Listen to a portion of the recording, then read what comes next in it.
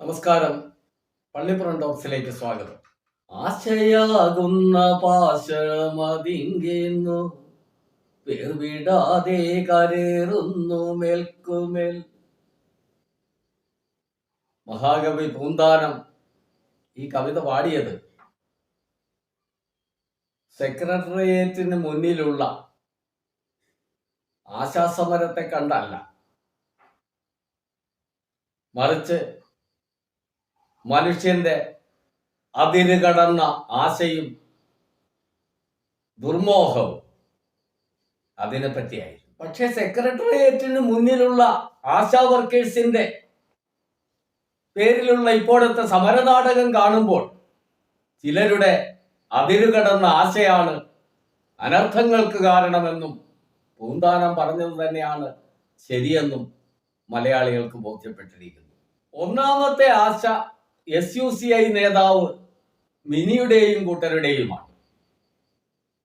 കടും ചുവപ്പ് നിറത്തിൽ പോസ്റ്റർ എഴുതുന്ന SUCI എന്ന് പോസ്റ്ററിൽ കാണിക്കുന്ന ഇവർ അവകാശപ്പെടുന്നത് ഇന്ത്യയിലെ ഒറിജിനൽ കമ്മ്യൂണിസ്റ്റുകൾ അവരാണെന്നാണ്. ബാക്കിയുള്ളതെല്ലാം ഡ്യൂപ്ലിക്കേറ്റ് ആണ്. പണ്ട് പശ്ചിമ ബംഗാളിലും ത്രിപുരയിലുമെല്ലാം ഇടതുപക്ഷത്തോടൊപ്പം നിലയുറപ്പിച്ചിരുന്ന കാലത്ത് വാഴ നനയുമ്പോൾ ചുവട്ടിലുള്ള ചീരയും നനയുമെന്ന് പറയുന്നത് പോലെ ഒന്നുമറ്റ അസംബ്ലി സീറ്റുകൾ ഇവർക്ക് കിട്ടിയിരുന്നു. പിന്നീട് അതും പോയി. കേരളത്തിലെ പൊതുസമൂഹത്തിന് ഇവരുടെ സാന്നിധ്യം തിരിച്ചറിയുന്നത് ചില പ്രത്യേക സീസണുകളിൽ പട്ടണങ്ങളിൽ നടത്തുന്ന പാട്ടപ്പിരിവും അതുപോലെ ചില കോർണർ യോഗങ്ങളുമാണ്. രണ്ടാമത്തെ ആശ കേരളത്തിന്റെ മുഖ്യമന്ത്രി സ്ഥാനം ആഗ്രഹിച്ച് ഉടുപ്പും തയ്പ്പിച്ചിരിക്കുന്ന ചില കോൺഗ്രസ് നേതാക്കളുടേതാണ്. 4 വർഷം മുമ്പ് ഒന്നാം പിണറായി സർക്കാർ അധികാരം ഒഴിയുന്ന സമയത്ത് ഇതുപോലെ ഒന്നിടവിട്ട ഭരണം കേരളത്തിൽ UDF-നാണ് എന്നുള്ള സ്വപ്നവും കണ്ട് ഉടുപ്പും തയ്പ്പിച്ചിരുന്നതാണ്. പക്ഷെ ആ ഉടുപ്പിലൊക്കെ ഇരട്ടവാലൻ പോലുള്ള പ്രാണികൾ കയറിയതല്ലാതെ ഒരു പ്രയോജനവും കിട്ടിയില്ല. വീണ്ടും അടുത്ത തെരഞ്ഞെടുപ്പായി കഴിഞ്ഞപ്പോൾ അതിന്റെ കേളികൊട്ട് പതുക്കെ മുഴങ്ങി തുടങ്ങിയപ്പോൾ പഴയ ആ ആശയുമായി അവർ രംഗത്ത് വന്നിരിക്കുന്നു. അതുകൊണ്ട് തന്നെ രാഖി രാമാനം അവരും സമരപ്പന്തലിലെത്തി. തൃശ്ശൂരൊരു ചക്ക വീണ് മുയല് ചത്തതുപോലെ എവിടെയെങ്കിലുമൊക്കെ ചക്ക വീഴും, മുയല് ചാകും എന്നൊക്കെ പ്രതീക്ഷിച്ച് ഒരു ഗ്യാപ്പ് കിട്ടാൻ വേണ്ടി നടക്കുന്ന BJP നേതാക്കളുടെ ആശയാണ് മൂന്നാമത്തേത്. അവരും സമരപ്പന്തലിലെത്തി. പതിവ് പല്ലവികളും ആവർത്തിച്ചു. എന്തു ചോദിച്ചാലും അവർ വാ തുറക്കുന്നത് കേന്ദ്രമെല്ലാം കൊടുത്തു കഴിഞ്ഞതാണ്. അടുത്ത കാലത്തായിട്ട് ഇതൊരു സ്ഥിരം പതിവുമാണ്. എന്ത് ചോദിച്ചാലും കേന്ദ്രമെല്ലാം കൊടുത്തു കഴിഞ്ഞതാണെന്നാണ് അവർ പറയാറുള്ളത്. അവസാനം കോടതി ചോദിക്കുമ്പോഴാണ് കേന്ദ്രമൊന്നും തന്നില്ലെന്ന് മലയാളിക്ക് ബോധ്യപ്പെടുന്നത്. ഇവർക്ക് എല്ലാവർക്കും ഒരു കാര്യം വ്യക്തമാണ്: ആശാപ്രവർത്തകർ കേന്ദ്ര സർക്കാരിന്റെ സന്നദ്ധ പ്രവർത്തകരാണെന്നും അവരുടെ സേവന വേതന വ്യവസ്ഥകളെല്ലാം അതിനെല്ലാം കൃത്യമായി കേന്ദ്ര സർക്കാരിന്റെ മാർഗനിർദ്ദേശങ്ങൾ ഉണ്ടെന്നും എങ്കിൽ പോലും രാജ്യത്ത് അവരുടെ പ്രശ്നങ്ങൾ മനസ്സിലാക്കി ആശാപ്രവർത്തകരെ ഏറ്റവും കൂടുതൽ ചേർത്ത് പിടിച്ചിരിക്കുന്നത് കേരളത്തിലെ ഇടതുപക്ഷ സർക്കാരാണെന്നും ഉള്ള സത്യം ഇവർക്ക് എല്ലാവർക്കും തിരിച്ചറിയാം. പിന്നെ എന്തിനാണ് ഈ സമരനാടകം? യഥാർത്ഥത്തിൽ ആർക്കെതിരെയാണ് സമരം ചെയ്യേണ്ടത്? SUCI നേതാവ് ഈ സമരം തുടങ്ങി വെച്ചതിന് ഒരുപാട് കാര്യങ്ങളുണ്ട്.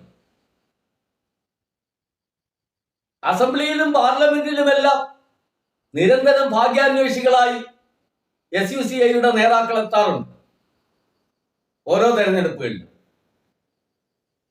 പക്ഷെ മലയാളികൾ ഇങ്ങനെ ഒരു പാർട്ടി ഉള്ളതായിട്ട് പോലും മൈൻഡ് ചെയ്യാറില്ല. അവസാനം മറ്റ് ഗത്യന്തരങ്ങൾ ഇല്ലാതെ വന്നപ്പോൾ അവർ കണ്ടുപിടിച്ച ഒരു മാർഗമാണ്, അകത്ത് കയറാൻ കഴിഞ്ഞില്ലെങ്കിലും സെക്രട്ടേറിയറ്റിന് പുറത്തെങ്കിലും ഒന്ന് ഷൈൻ ചെയ്യാമെന്ന്. ഒടുവിൽ എന്താണ് സംഭവിച്ചത്? സമരം യഥാർത്ഥത്തിൽ കേന്ദ്ര ഗവൺമെന്റിനെതിരെയാണ് ചെയ്യേണ്ടതെന്ന് സത്യം തിരിച്ചറിഞ്ഞ ആശമാർ ആദ്യം വലിഞ്ഞു.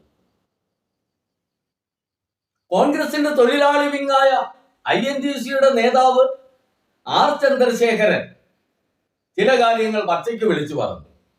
അത് അവിടുത്തെ മുതലാളി വിങ്ങിന് ഇഷ്ടപ്പെട്ടില്ല. സുരേഷ് ഗോപി ചില യാഥാർത്ഥ്യങ്ങൾ എല്ലാ മുഖ്യധാര മാധ്യമ പ്രവർത്തകരോടും പറഞ്ഞു. ഒടുവിൽ ആശമാർ ഇപ്പോൾ മടങ്ങി വന്ന് അവരുടെ എല്ലാം കടമകൾ നിർവഹിച്ചുകൊണ്ടിരിക്കുകയാണ്. മുഖ്യധാരാ മാധ്യമ പ്രവർത്തകർ കുറച്ചു ദിവസം കൂടി അവിടെ ഹാർമോണിയൊക്കെ വായിച്ചിരുന്നു. അവരും പിന്നീട് വലിഞ്ഞു. ഏറ്റവും ഒടുവിൽ അൽഷിമേഴ്സ് ബാധിച്ച് ഓർമ്മയൊന്നും ഇല്ലാതെ ഇരിക്കുന്ന കുറച്ച് മനുഷ്യാവകാശ പ്രവർത്തകർ എന്നുള്ള പേര് കുറെ പേരുമായാണ് സമരം പതുക്കെ നീങ്ങിക്കൊണ്ടിരിക്കുന്നത്. പക്ഷെ ഇതൊക്കെ ആണെങ്കിലും VD സതീശനും മറ്റ് കോൺഗ്രസ് നേതാക്കൾക്കും അതുപോലെ തന്നെ ആശമാരുടെ പ്രശ്നം നിയമസഭയിൽ ചർച്ച ചെയ്യുമ്പോൾ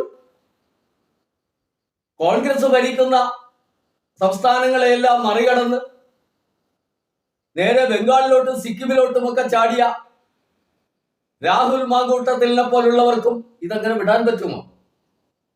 കാരണം അവർ യഥാർത്ഥത്തിൽ ആശാപ്രവർത്തകർക്ക് വേണ്ടി അല്ലല്ലോ ഈ സമരത്തിന് ഇറങ്ങിയത്.